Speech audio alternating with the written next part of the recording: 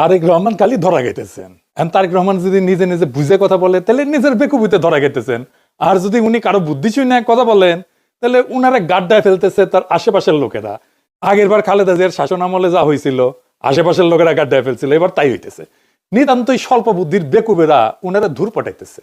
যাই হোক, আলাপে আসি।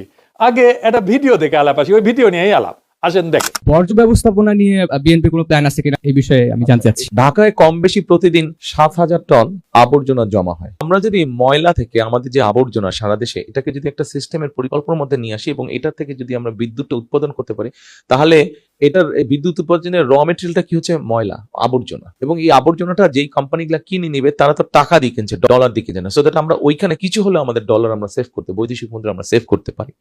এটা শিখে দিচ্ছে বিএনপির কেউ, আমি শিওর। আর তারেক রহমানকে বলছে যে এটার উত্তর দিবেন, মানে দেখাবি তারেক রহমান কত জানে। দেখিছো ঢাকাত নিত্যদিন কত হাজার টন বর্জ্য উৎপাদিত হয়, সেটাও লিডারের মাথাত আছে। এটা একটা বানানো স্টেজ প্রশ্ন আর উত্তর।